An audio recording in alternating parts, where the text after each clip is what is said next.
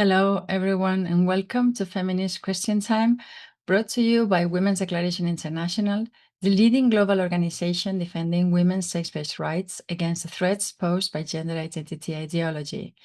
Many of us have been active feminists in the 1970s or even the 60s. We were not surprised when this new attack on women came along, and we have not changed our analysis.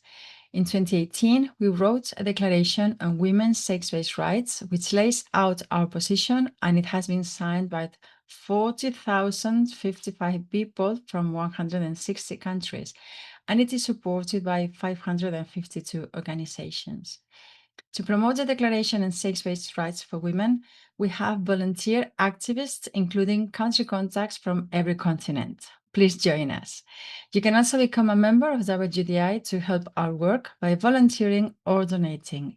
You can write to info@womensdeclaration.com or find out more via your country contact on our website, womensdeclaration.com. We have a very interesting program today. Our very own Joe Brew, who is at the LGB Alliance conference. Later on, we're going to have a talk in Spanish by Cristina about the new trans healthcare guidelines in Basque Country, which is a very captured region. Right, so I'm at the LGB Alliance conference. This is the program, and here I'm just chatting to people about why they're here.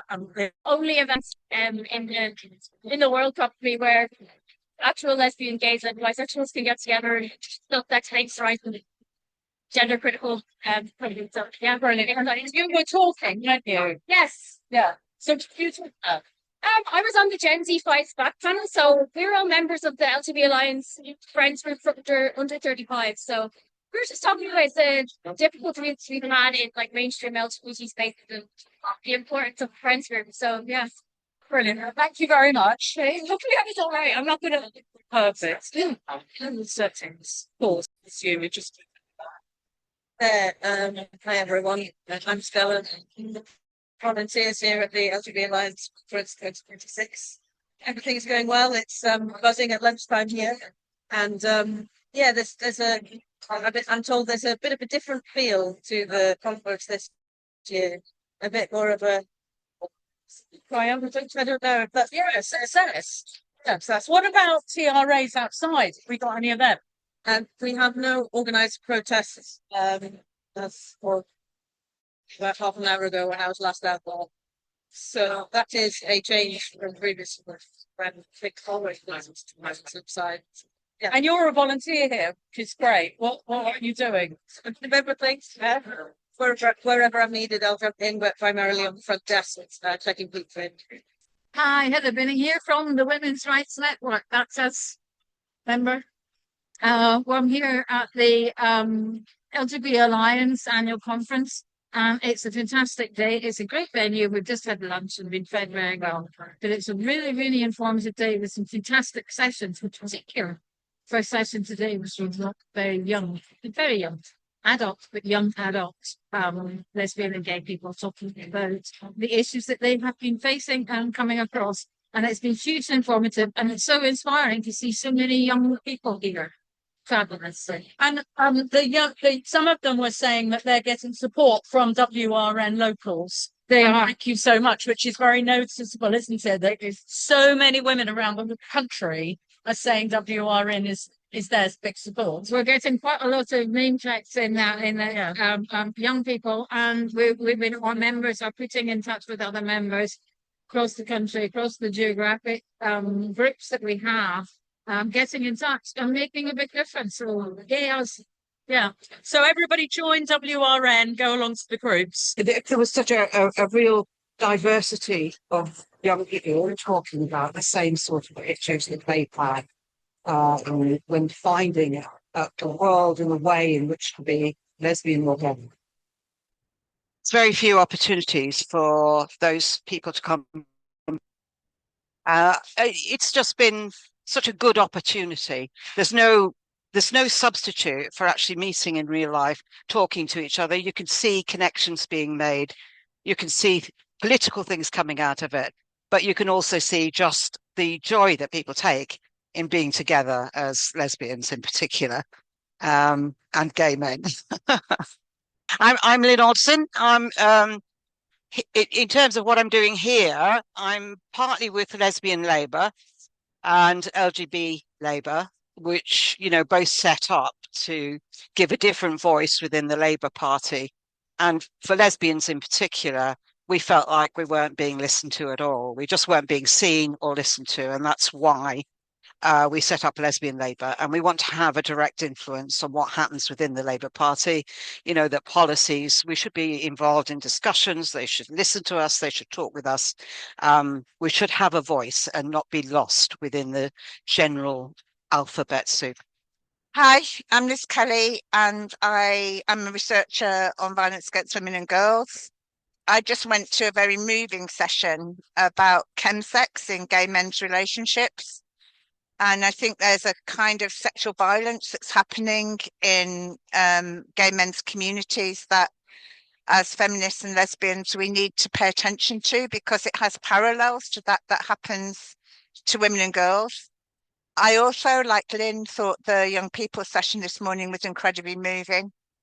And I was also really moved by a gay man called Michael, who talked about detransitioning.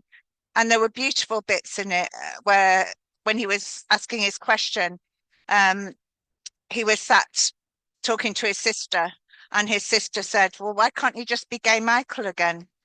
And it was so simple, but also so beautiful. And he was talking about being glad that he was gay Michael again. So that was very, that was very lovely.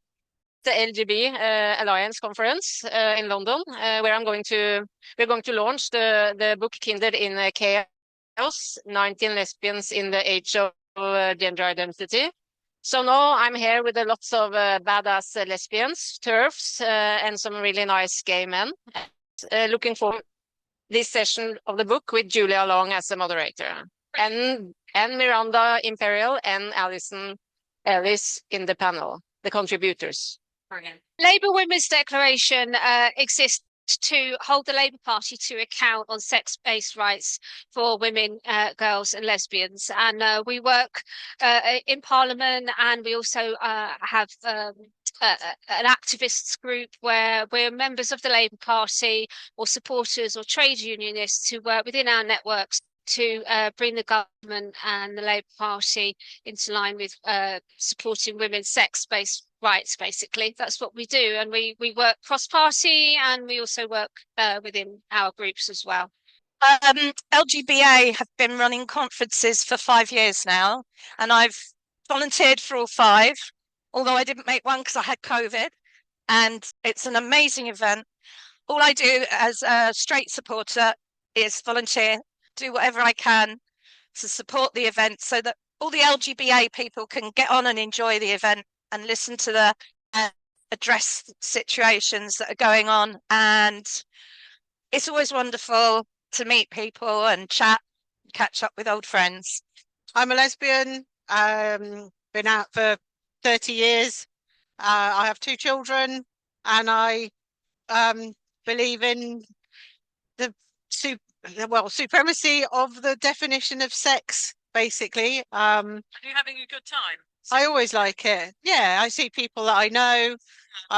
The speeches are always excellent. The audience are enthusiastic. They understand. You're in a group of, we're not always there in like-minded groups. People will call it an echo chamber, and it may well be, but it's like-minded, and you learn about what people believe, and you feel supported, and having your own opinions confirmed isn't a bad thing in a world that doesn't confirm them. Hi, everybody. It's fantastic to be here. My first ever LGB Alliance conference in London. Been in some incredible sessions already this morning, and I've just had a really good lunch. But the main session for me this morning was the Generation Z, and it was about the young LGB people talking about their experiences and how they are supporting others and moving forward. And there was a very moving interview after that session with a young detransitioner, Michael, and the lack of medical care that he got. As soon as he said he was detransitioning, they basically pulled the plug and he was pretty much abandoned. So he's speaking up for other detransitioners. He's setting up a website to try to help them. And you know, we're seeing a lot of lesbians here today, which is fantastic. I've been hearing from the international, the LGBT Alliance International, and they've been reporting on the horrendous situation for them in their countries, especially those countries that have self-ID. So rights, human rights are being lost, the human rights of the LGB and women and girls for this insane ideology. What is fantastic about the conference is meeting so many other people who believe in reality, who believe in science and in evidence-based facts. So very happy to be here. All the best to WDI. Love you lots. You do a great job. Thank you.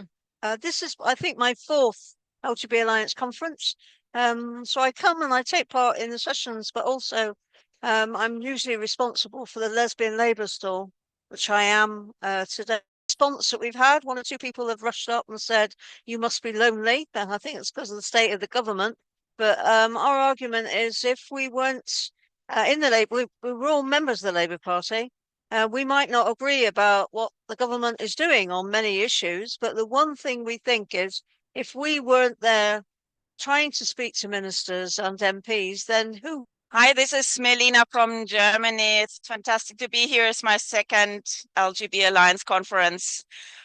Great to be here. Great to meet you again, Jo. Yeah. We met at the Philia conference in Portsmouth. Yeah, wonderful memories. First Philia, then LGBT Alliance. Hi, I'm Judith Bailey. I'm here with Liberal Voice for Women. So I'm really impressed with the numbers who are here and the kind of buzz that's going on. Because I remember when Mermaids was taking action against lesbian women and how difficult it was to get this organisation off the ground. We, Liberal Voice for Women, part of the fight back against trans ideology, which I think needs to happen in every organisation, every political party, that kind of thing. And we've been making steady progress. Sometimes by waving a big stick and sometimes by being persuasive within the party, although it's still got a very long way to go. But it's great to see the buzz that's going on here and the amount of things to talk about, which we have in common, whether we're gay or straight, because we're all affected by this. Hello, sisters. I'm very pleased to be here at the LGBT Alliance conference because they are trying to, and they're doing very well at creating quite a revolution now with their meeting groups, and they are really changing the landscape, and that's very exciting to see. And the panel that I was at this morning, which was absolutely terrific, we had 12 young people on it because they're concentrating now on getting young people in, and they're setting up young people's groups. These young people will be the leaders of the future, the next of lesbian and gay leaders, which we really, really badly need because most of us are old, or at least older. And so reclaiming that whole generation that we have lost is really, really important. It's really exciting. And these young people are totally changing their minds. They're talking about how they were trans rights activists when they were 14 or 16. And then they completely changed their minds. And when there was just speaking, the young woman who set up the women-only group at Cambridge, who is a lesbian, and the story she was telling us, apparently she was at the University of Oregon, and she was such a trans rights ally that she volunteered to share a room, she's a small woman, with a 6'5" tall man who pretended to be a woman. And then there are little games that they teach these young people to play to pretend that the person is a woman, even if they're feeling a bit, uncomfortable about it. Things they have to say to themselves and so on. She tried all of that for 2 months, and there she was in a bed just a couple of feet away from this huge man. And she said, of course, it's just his size took up the room and changed the dynamics of the room. And then when she moved out, without being bad about it, and not saying that she thought maybe he wasn't a woman, she was absolutely persecuted. She tried to join a sorority and got disciplined and so on. So she had an absolutely terrible time. Unfortunately, she's a strong young woman and she came back to this country, went to Cambridge and formed a women's group, which is fantastic. So all kinds of good stuff, particularly from young women. I would say that's my takeaway at the moment. So we are going to start with Christina's report about these trans healthcare guidelines in Basque Country. Cristina, cuando quieras, vamos a empezar el experimento. El Servicio Vasco de Salud ha publicado recientemente, hace apenas 2 semanas, una nueva guía de atención sanitaria para las personas no conformes con su sexo en el País Vasco. Viene a sustituir a la guía anterior de 2016 que se elaboró tras la aprobación de la Ley Autonómica de 28 de junio de no discriminación por motivos de identidad de género.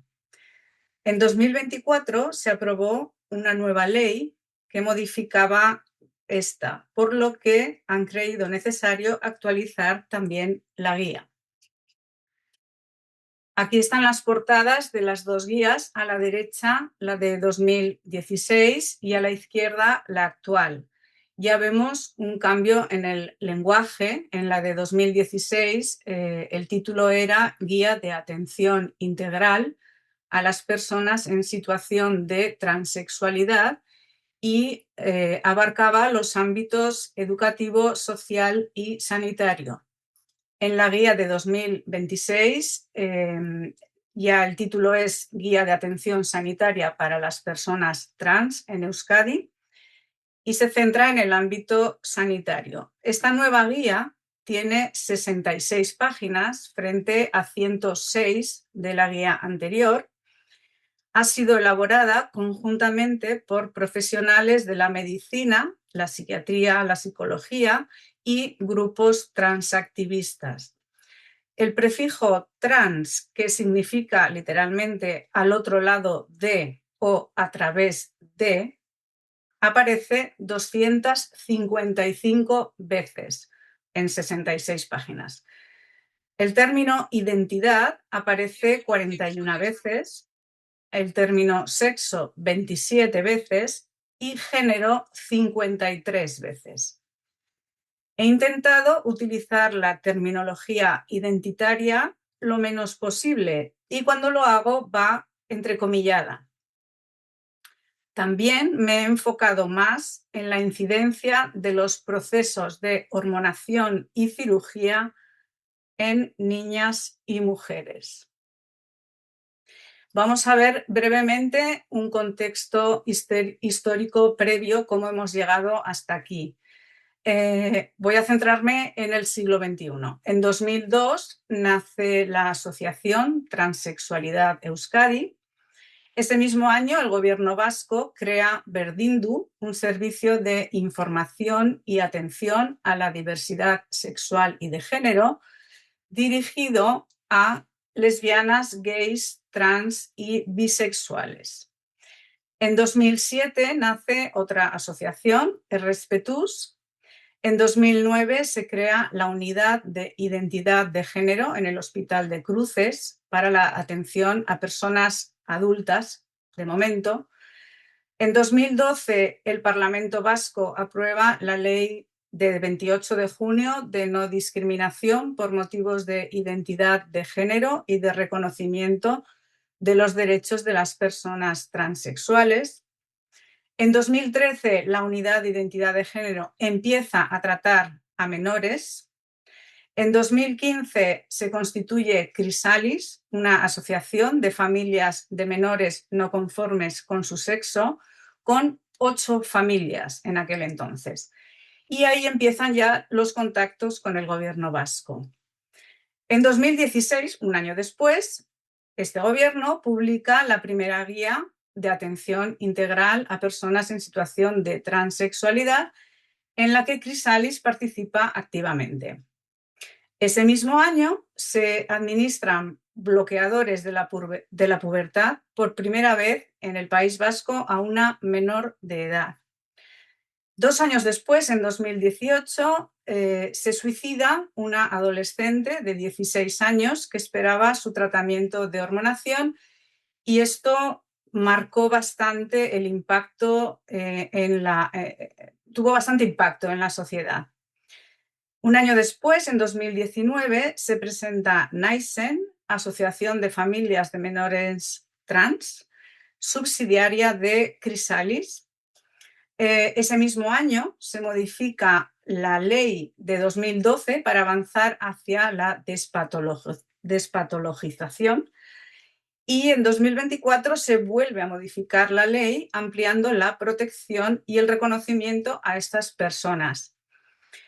Vemos aquí una clara relación o paralelismo entre la creación de asociaciones o grupos transactivistas y la aprobación o modificación de las leyes autonómicas y de la asistencia sanitaria. La ley de 2004 recoge en el artículo 3 que los términos trans, transexual y transgénero pueden utilizarse como sinónimos o pueden tener diferentes matices que dependen de la definición que hacen las personas que deciden usar para sí uno u otro término. Se refiere a las personas que rechazan la categorización como hombre o mujer que se realizó al nacer en atención a sus genitales. Esto es lo que dice la guía. La consideración de personas trans se regirá por el derecho a la libre autodeterminación de la identidad sexual y o de género, y solamente puede conocerse a través de la escucha de lo que la persona libremente expresa. Esta guía recoge pautas de actuación en el área asistencial, como la implementación de servicios de atención primaria a personas trans, lo llaman así, y la actualización de la cartera de servicios del Servicio Vasco de Salud para ayudar a implementar buenas prácticas en los procesos de transición a través de rutas seguras y eficaces para el logro de un confort personal duradero con la identidad sexual y o de género, entre comillas, permitiendo maximizar la salud general y la realización personal. ¿Qué nos dicen de la despatologización y la autodeterminación? Según la guía, la consideración de persona trans no es una enfermedad ni una anomalía, sino parte de la diversidad humana, y se rige por el derecho de la libre autodeterminación acorde tanto a la ley estatal como a la ley autonómica. Estas personas no requieren un diagnóstico, un informe psiquiátrico ni un tratamiento médico para reconocer este derecho. Simplemente la necesidad y el sentir de la persona será el principal criterio. En cuanto a la unidad de identidad de género y su experiencia asistencial, está ubicada en el Hospital Universitario Cruces, como ya he comentado anteriormente, funciona desde 2009 para la atención a personas adultas y desde 2013 para menores de edad, y abarca las siguientes especialidades: endocrinología pediátrica, psiquiatría infantojuvenil, cirugía plástica y unidad de reproducción humana. Este asunto de la unidad de reproducción humana no aparecía en ningún momento en la guía anterior de 2016. Bien, esta unidad de género recoge la mayoría de las prestaciones descritas en la ley de 2024, incluyendo la terapia de bloqueo puberal, bloqueadores de la pubertad en menores de edad, la inducción de los caracteres sexuales secundarios acordes al género / sexo sentido, es decir, las hormonas cruzadas, la cirugía de afirmación de género / sexual en mayores de 18 años y la preservación de la fertilidad y acceso a las técnicas de reproducción asistida. Repito, este último apartado es novedad. El número de personas que acuden por primera vez a la unidad de género ha aumentado con el paso de los años, siendo especialmente llamativo en personas menores de edad. En 2013 había un menor de edad o una menor de edad. En 2021 había 82. Desde 2015 se ha registrado un aumento significativo del número de consultas, con un pico especialmente elevado en 2021 y 2022. En relación con la proporción entre hombres y mujeres, hasta 2020 la población de hombres trans, entre comillas, es decir, mujeres que dicen sentirse hombres, ha sido ligeramente mayor que al revés. Durante los primeros años de funcionamiento de esta unidad, la mediana de edad de la población atendida era de 27 años en varones, 29 en mujeres. Sin embargo, entre 2015 y 2020, esa edad ha bajado a 17 años. Esta tendencia se ha observado también a nivel internacional. En cuanto a la implementación de los servicios de atención primaria, se van a implementar previsiblemente ya el mes que viene, en mayo, en cada uno de los territorios, en Áraba, Vizcaya y Guipúzcoa. Y las personas que soliciten asesoramiento podrán acceder a ellos desde atención primaria, atención hospitalaria, asociaciones de personas trans o familiares o a petición propia. ¿Qué nos dice la guía sobre la psiquiatría y la psicología? Nos dice que la transexualidad es una expresión de la diversidad humana. Esta frase está igual en la página web de una de las asociaciones que ha colaborado en la guía. Nos dice, por tanto, la transexualidad es una expresión de la diversidad humana, no es ninguna enfermedad y, por lo tanto, los protocolos de transición médica se encuentran despsiquiatrizados. Si bien debemos despatologizar la vivencia de esta identidad, no debemos caer en la estigmatización de la enfermedad mental. El padecimiento de una enfermedad mental per se no tiene por qué ser motivo de rechazo para acceder a los procesos de transición. Vayamos con el equipo de atención primaria, que debe, supuestamente, identificar las necesidades de atención. La guía nos dice que tienen que hacer esto mediante la escucha activa, posibilitando que las personas puedan expresar su propia identidad, que se sientan aceptadas en su vivencia y deben dirigirse a estas personas con el pronombre de su identidad sentida o autodeterminada. También nos dicen que la identidad sexual o de género puede empezar a explorarse a partir de los 2-4 años, por lo que la no coincidencia entre el género / sexo expresado y el asignado al nacer puede evidenciarse durante su infancia. Repito que todo esto son palabras de la guía. Entonces, los equipos de atención primaria deben proporcionar espacios seguros en los que la persona se sienta libre para continuar expresándose. ¿Cuáles suelen ser los hallazgos? Según esta guía, la característica principal es el sentimiento de pertenencia a un género / sexo que no se corresponde con el sexo que le fue asignado al nacer. Un sentimiento que, por tanto, únicamente puede ser expresado en primera persona. Además, puede mostrar malestar en relación a sus genitales, malestar que puede incrementarse al comenzar la pubertad y el desarrollo de caracteres sexuales secundarios, pudiendo evidenciarse síntomas de malestar emocional, aislamiento, ansiedad, depresión, autolesiones, etc. Los pediatras, en concreto, han de estar particularmente atentas a las personas adultas responsables de la persona menor de edad y reconocer la aparición de dificultades en respetar y apoyar a la persona menor de edad. Las funciones de los servicios que van a crear son variadas. Destaco el acompañamiento en el tránsito social, la coordinación con las personas profesionales del ámbito educativo y social o la colaboración con los servicios sociales y comunitarios. Y esto es importante.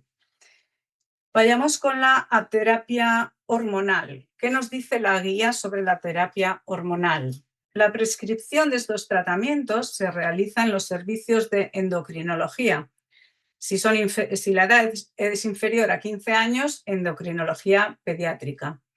Y la derivación para la primera consulta se realizará desde los servicios de atención a personas trans. Siguiendo los consensos de expertos internacionales, se realizará una análisis detallada, una exploración física completa y se solicitarán las exploraciones complementarias valorando posteriormente los resultados.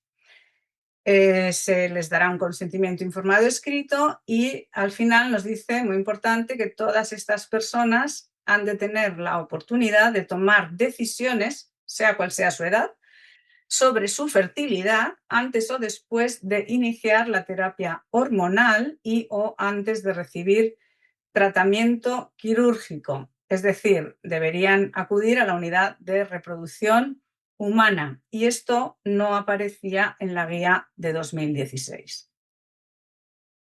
En cuanto a la terapia de bloqueadores de la pubertad, nos dice el desarrollo de algunos caracteres sexuales en la pubertad, como mamas, macizo facial masculino, voz grave, etc., son parcialmente irreversibles y conllevan para algunas personas la necesidad de cirugías posteriores. De ahí la indicación del bloqueo puberal para frenar el desarrollo de los caracteres secundarios, necesario cuando la progresión de los mismos le genera un malestar emocional intenso, tal y como está indicado siguiendo las guías clínicas de actuación médica internacional y las sociedades científicas. Afirman que este bloqueo puberal es un proceso eficaz y que puede ser reversible. ¿Cuándo comienza este tratamiento? Se inicia, si es posible, según la guía, cuando las personas menores de edad alcanzan un estadio de Tanner 2 establecido. Esto, lo añado yo, corresponde a entre 9 y 13 años. Entre los criterios que se deben cumplir destaco como primero la necesidad y deseo de la persona menor de edad, la expresión mantenida en el tiempo de que la identidad sexual o de género no corresponde con el sexo asignado al nacer. Y quiero destacar también en cuanto al consentimiento informado escrito, que dicen que la negativa de madres, padres o personas tutoras a autorizar tratamientos relacionados con la transexualidad deberá ser puesta en conocimiento de los servicios sociales y en su caso podrá ser denunciada ante la autoridad judicial cuando conste que puede causar un grave perjuicio o sufrimiento a la persona transexual menor de edad. En cuanto a los efectos adversos de estos bloqueadores de la pubertad, dicen, existen algunos efectos adversos menores. Cabe destacar su posible repercusión sobre la densidad mineral ósea. Además, conviene consultar con las unidades de reproducción humana asistida de referencia, dado que esta terapia imposibilita la maduración gonadal necesaria para que la persona sea fértil. En la guía de 2016 se decía, la familia y él o la menor han de ser informados de las expectativas de este tratamiento, que incluyen el desarrollo de caracteres sexuales secundarios en el sexo sentido, entre comillas, y de sus efectos no deseados, entre los que se incluye la infertilidad. Aquí sí que hablaban de infertilidad, en la nueva guía no.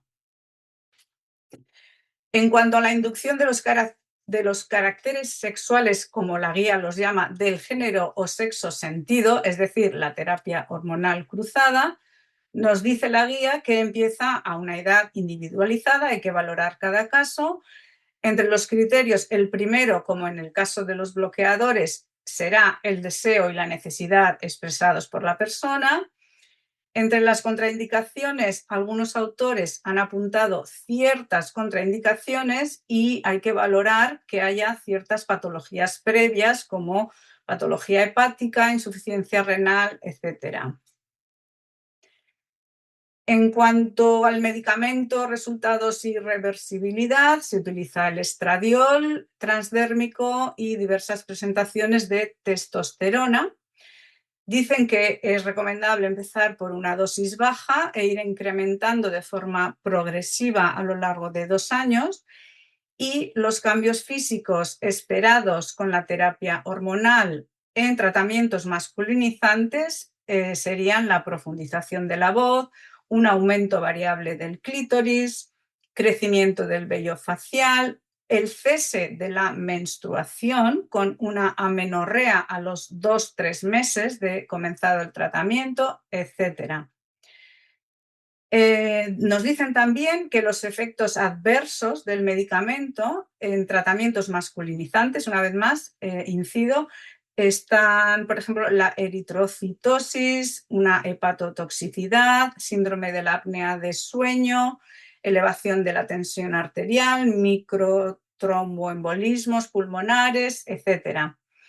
Y también nos dicen que existen dudas sobre un posible incremento de riesgo cardiovascular, pérdida de masa ósea y un aumento de algunos tipos de neoplasias. Aquí dicen dudas.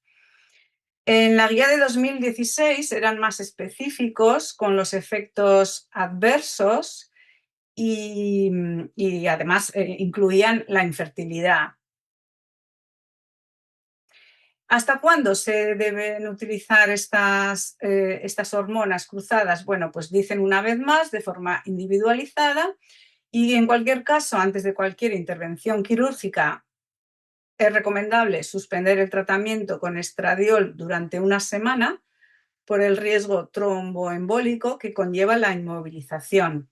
Tras una gonadectomía, el tratamiento androgénico se mantendrá para evitar sofocos y pérdida de masa ósea, es decir, una menopausia precoz, ¿no? Lo llamaríamos.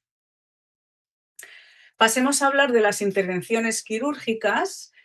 Dice la guía, algunas personas pueden precisar intervenciones quirúrgicas para conseguir una vida más satisfactoria.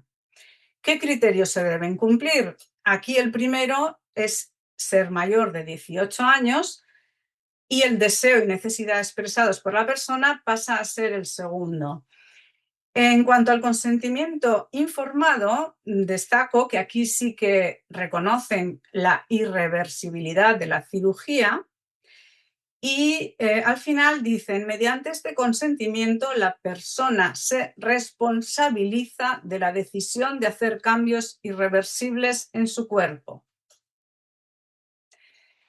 En cuanto a las técnicas, estaría la cirugía mamaria, la mastectomía, con posibles complicaciones, admiten en la guía como la necrosis de la areola pezón, la pérdida de sensibilidad. En la cirugía genital estarían la histerectomía, doble anesectomía, vaginectomía, faloplastia, escrotoplastia. Admiten que se trata de técnicas de muy alta complejidad, con elevado riesgo de complicaciones y que requieren intervenciones adicionales para mejorar el resultado funcional y estético. Entre dichas complicaciones destacamos las estenosis y fístulas urinarias, la necrosis parcial o completa del neopene y un resultado estético funcional que no concuerda con las expectativas. Tras las operaciones se deben monitorizar los siguientes aspectos: la aparición de posibles complicaciones posquirúrgicas y la aparición de posibles complicaciones por el mantenimiento de forma indefinida del tratamiento hormonal, bien testosterona, bien estradiol. Es decir, aquí están admitiendo que van a ser pacientes de por vida del tratamiento hormonal. En cuanto a la preservación de la fertilidad y reproducción humana asistida, este apartado, repito, es nuevo respecto a la guía anterior. Nos dicen, es un derecho reconocido para estas personas tanto en la ley autonómica del Parlamento Vasco como en la ley estatal. Se les ofrecerá a las personas la posibilidad de congelar tejido gonadal y células reproductivas para su futura recuperación. Se garantizará el acceso a las técnicas de reproducción asistida a todas las comillas, personas con capacidad de gestar, cierro comillas, que así lo deseen. Nos dicen que los ovocitos pueden ser criopreservados hasta los 40 años y el semen hasta los 55 años. Y en relación a la aplicación de reproducción asistida, los gametos criopreservados se podrán utilizar entre los 18 años y los 50 años. También nos dice la guía que es imprescindible informar sobre la preservación de la fertilidad antes de llevar a cabo cualquier tipo de terapia para la transición médica. En estas personas, dicen, la infertilidad o esterilidad pueden aparecer como consecuencia de los tratamientos hormonales y o procedimientos quirúrgicos. Quería destacar un aspecto de la preservación de la fertilidad en procesos de masculinización, y es la congelación de tejido ovárico, que es una técnica experimental que consiste en la extracción quirúrgica bajo anestesia general de unos fragmentos de la corteza del ovario que son congelados. Podrían ser reimplantados en un futuro para buscar una gestación mediante estimulación ovárica para un ciclo de fecundación in vitro o, excepcionalmente, para una gestación natural. Puede tener especial interés, dicen, en personas sin desarrollo puberal o con el desarrollo iniciado pero sin fertilidad. Es decir, están ofreciendo una técnica experimental quirúrgica bajo anestesia general a niñas que todavía no han empezado la pubertad para preservar su fertilidad. Bien, pasemos a hablar de la documentación administrativa y del sistema de información sanitaria, que es un aspecto interesante. La guía nos dice que en el acceso a los servicios y prestaciones públicas se garantizará que las personas puedan ser nombradas y tratadas de acuerdo a su identidad sexual / género. Los entes públicos de la Comunidad Autónoma Vasca han de habilitar los mecanismos administrativos oportunos y coordinados para actualizar en los archivos, bases de datos y demás ficheros pertenecientes a la Administración toda referencia a la identificación anterior de las personas o a cualquier dato que haga conocer su realidad trans, entre comillas, con excepción de las referencias en el historial médico confidencial de la persona a cargo del Servicio Vasco de Salud. Es decir, la historia clínica es el único ámbito en que se pueden mantener las referencias a datos previos al cambio registral, excepción que se justifica para garantizar la atención a las necesidades de salud. Y aquí es cuando están admitiendo implícitamente que por mucha hormonación y por mucha cirugía, el sexo es el que es y es inmutable. A nivel del Ministerio de Sanidad, dicen, se está actualizando la aplicación informática para incluir de forma adicional las variables sexo asignado al nacer y sexo sentido o legal en la base de datos de población protegida del Sistema Nacional de Salud. Pasan después a enumerar las líneas estratégicas de actuación y cronograma, que no voy a leer porque es muy extenso, solo destacaré algunos puntos como es la preservación de la fertilidad y el acceso a las técnicas de reproducción asistida, fomentar la formación e investigación, promover proyectos de investigación e innovación y establecer colaboraciones con las asociaciones de personas trans y familiares de menores de edad.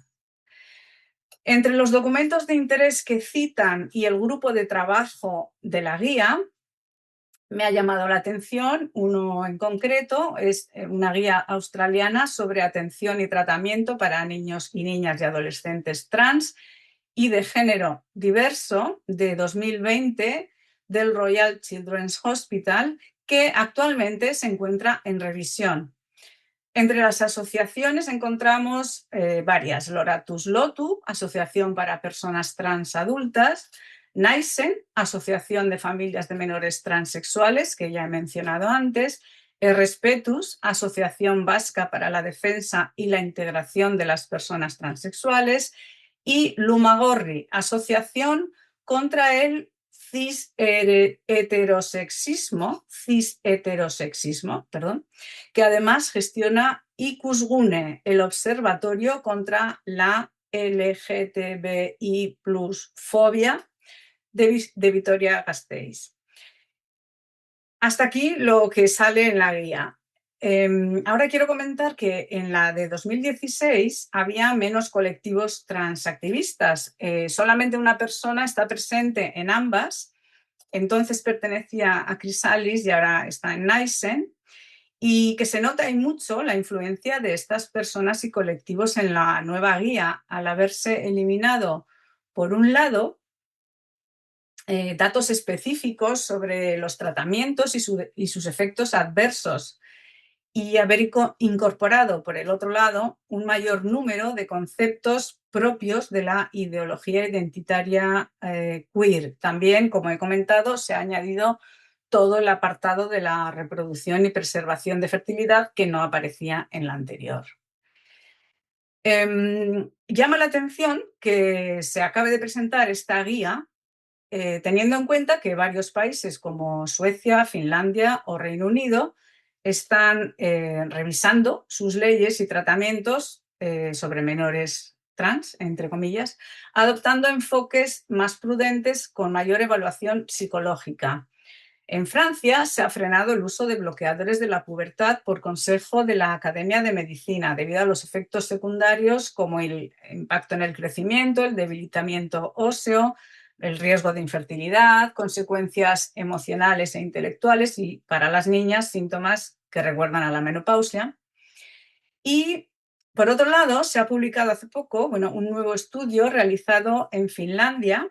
Se ha publicado en la revista Acta Pediátrica y ha revelado que tanto adolescentes como adultas y adultos jóvenes que se sometieron a un tratamiento de reasignación de género, entre comillas, experimentaron peores resultados en materia de salud mental que quienes no lo hicieron.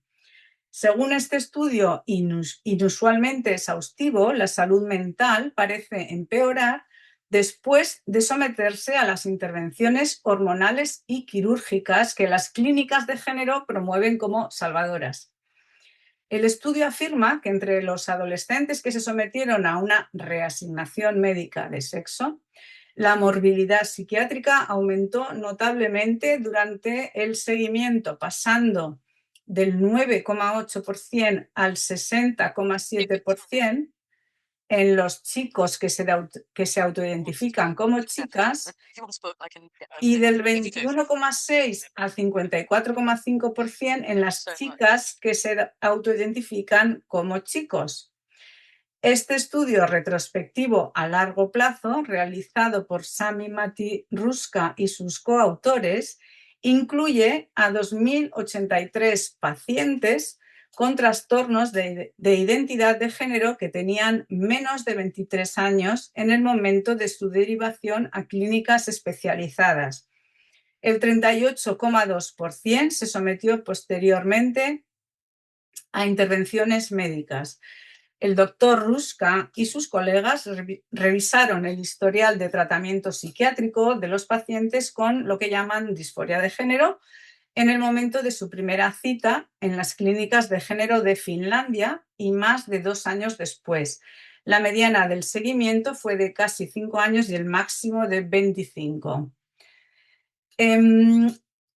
Mientras preparaba esta presentación, he conocido 2 sentencias judiciales que condenan al Servicio Vasco de Salud por negarse a administrar un tratamiento para crecer.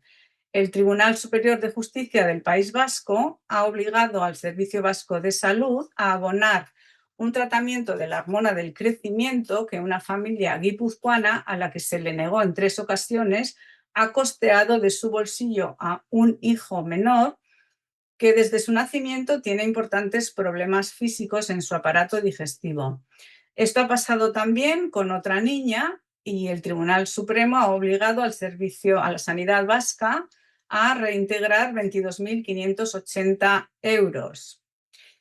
Se trata del segundo varapalo judicial para el Servicio Vasco de Salud por negarse a administrar este tratamiento para crecer a uno de sus pacientes, demostrándose luego que era eficaz y pese a contar con el aval de profesionales de la pediatría. La paradoja aquí para mí está en cómo prescriben hormonas que está demostrado que impiden el crecimiento y desarrollo normal de niñas y niños, además de provocarles efectos adversos irreversibles, a la vez que niegan un tratamiento hormonal para crecer a otras criaturas que sí parecen necesitarlo. Tal vez se entienda mejor desde la perspectiva de la fuerza y poder ganados en poco tiempo por los grupos transactivistas que han hecho una labor de presión increíble para lograr cambiar primero las leyes, después la opinión de las masas e incluso la atención sanitaria. Al día siguiente de la publicación de esta guía se podía leer en varios medios cómo personas pertenecientes a estos grupos y colectivos se alegraban de haber ganado la batalla de la despatologización. Decían, se ha cumplido una deuda histórica del Servicio Vasco de Salud con las personas trans y con su dignidad, una victoria para nuestro colectivo y para nuestra causa, pero, sin embargo, no están contentos y, de hecho, están denunciando. Están denunciando por vejaciones, por tratos patologizantes, dicen quién va a reparar todo este trauma, quién se va a hacer responsable de 7 años de ilegalidades. El caso más sonado ha sido el de una persona no binaria que explicaba así su experiencia con la psiquiatra de la unidad de identidad de género. Me sentí como un conejillo de indias en un experimento. La doctora me evaluó como si estuviera buscando un trastorno psicológico que justificara negarme el tratamiento.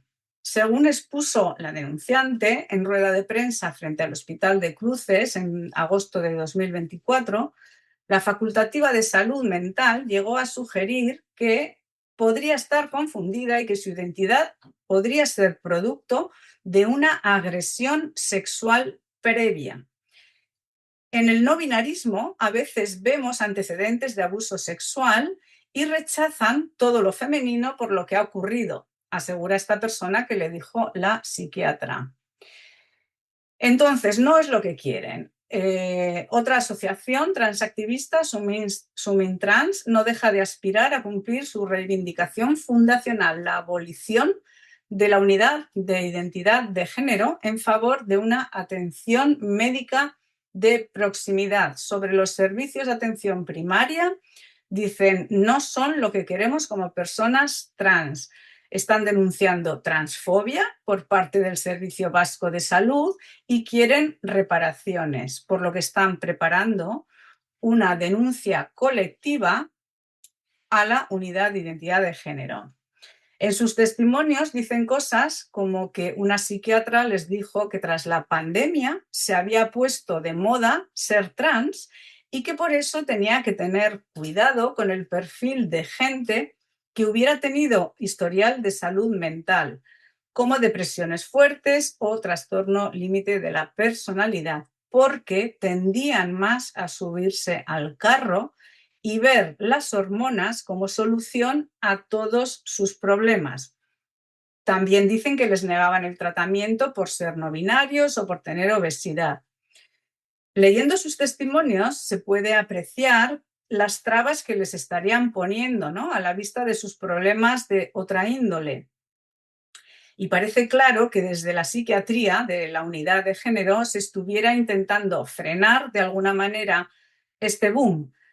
Lo que yo me pregunto es qué pasará ahora que han eliminado este requisito de acudir en primera instancia a la consulta de psiquiatría. Y esto ha sido todo. Muchas gracias.